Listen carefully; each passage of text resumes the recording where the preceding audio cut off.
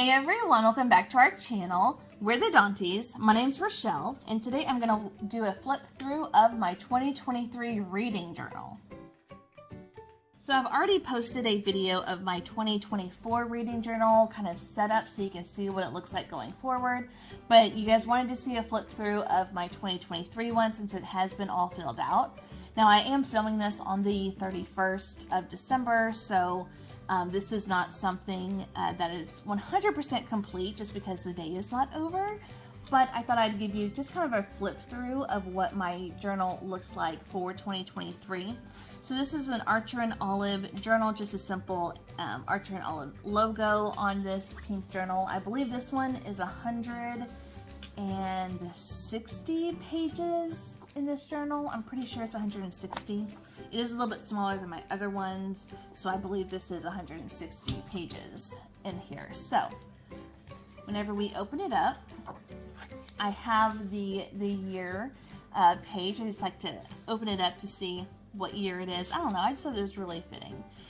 Now my yearly spreads and my challenge pages, those are all going to be in black and silver. That was the kind of theme I was going with, the color scheme, I guess, and everything else is very, very colorful. So we have this silhouette of 2023 reading journal. I started with this. So I made little boxes so I could color them in as I read different books, just so I could easily see how many total have I read so far this year. And they are color coded by genre.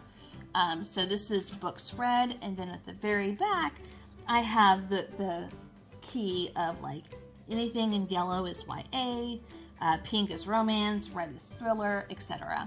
Just so I could easily see how many genres I've read, things like that. But then I ran out of room, so I had to continue it at the back of the journal, which I'll show you whenever we get there. The next page are a couple of challenges that I included for this year. So one is a Books and Lala 2023 Buzzword Challenge. So this is something that, if you don't know, Books and Lala is a channel on YouTube. Her name is Kayla, and every year she does this Buzzword Challenge where she challenges people to, in every month, read a certain book with a certain name or word or theme in the title. So I laid out all of the months and all of the prompts for that month, and then as I read them, I put what title fit that prompt and then what rating I gave it. So for example, January, you had to read a book with either the word life or death in the title, and so I read The Bookish Life of Nina Hill. And then in February, you had to read a book that had a verb in the title, so I read Playing Nice, etc. So I was able to see what the prompts were for every month to make sure I read a book that fit that prompt every month. It's just a little fun challenge that I put on myself. And then I did the alphabet reading challenge. This is where you read a book that starts with every letter of the alphabet. So I was able to complete both of these challenges for 2023.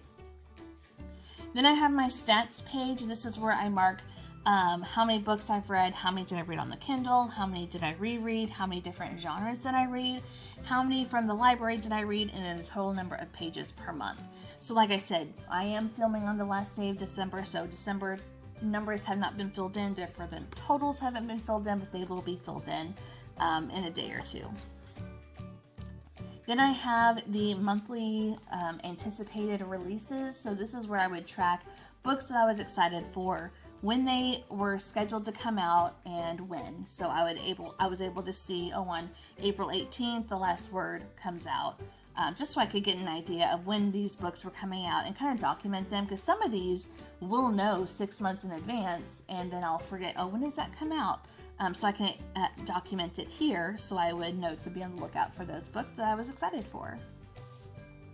Then we get to my monthly spreads. So this is very similar to what I have set up in 2024, but it is laid out a little bit differently. So every month I have this title page that'll tell me my goals. I will set goals for the 3 different areas I wanted to focus on, have a section to print up my favorites that I read for the month, and then my TBR to fit those goals. So I started with this kind of like this info section for every book that will let me know if it was a new book, was it a reread, and then did I read it from the library, on my Kindle, or do I own it? And then I would have the details of the book. So the title, author, pages, genre, rating, and when did I start it and when did I end it. So I kind of started this, and I really liked this, but it was a lot. It took a lot to build this for every single book, and every page only fit 6 books. And as I was going through January, I was determining that this would not work for the entire year. So January is the only one that looks like this, that has this type of layout. And then when we get to February, I'll be able to show you what it's going to be looking like going forward. And this is my preferred way of documenting all the books that I read in every single month. So that was all January. Then February, very same layout. Every other month I did these little dots. And then the other months I used the bigger type font. So in February I decided, because I'm reading so much and I kind of had a feeling that this would continue through the rest of the year, I decided to do this where it has the same information, but it's laid out in almost like a grid.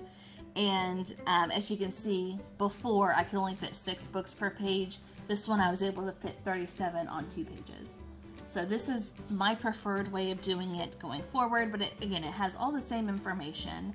The new, reread, library, Kindle, or do I own it? The title, pages, author, genre, start and end date, and my rating, my star rating. So that is February. So March.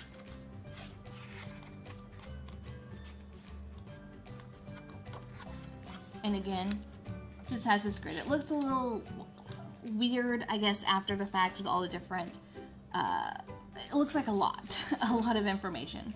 But this is something that I decided is best for me because it pulls the information or document the information that I want, and it doesn't take up a ton of space compared to how I did it in January.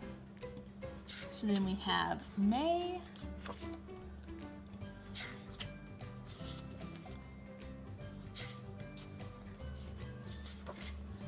And then June.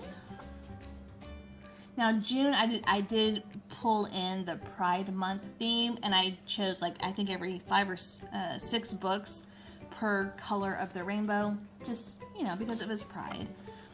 And then for July, I did the same thing, but I did red and blue because it was 4th of July, Independence Day, red, white, and blue kind of a thing. So it does look a little bit better whenever it's kind of color coordinated like this versus the willy-nilly random colors like August. So I may use the color scheme, like using a set of colors every month just to kind of make it look a little bit more uniform. So here is September. And what I really like about having my favorite section is on our YouTube channel, we only talk about our top 3 favorites that we read for a certain month. But I like to document all of my favorites, all of the ones that stand out. And we don't have the time to talk about every book we read, let alone every one of our favorites for the month. So this is just a way for me to document or highlight all of the books that I really enjoyed in that month. So there is September. And then October.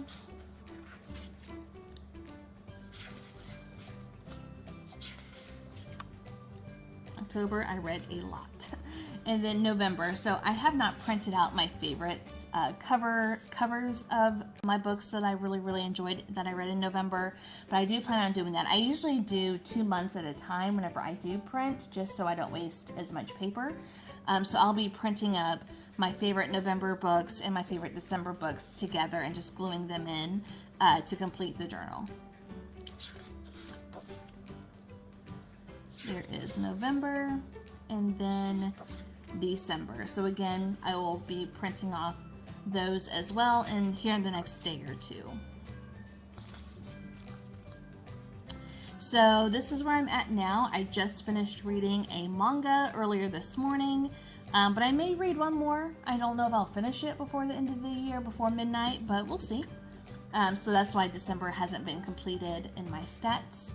And then at the end, this is where I had to build more boxes for my overflow. So from July, and then August, September, this is all documented here, October, with the same key for those different genres, and I thought that was going to be it, but no, I read a ton this year, so I had to do another overflow page, and this is where I'm at now.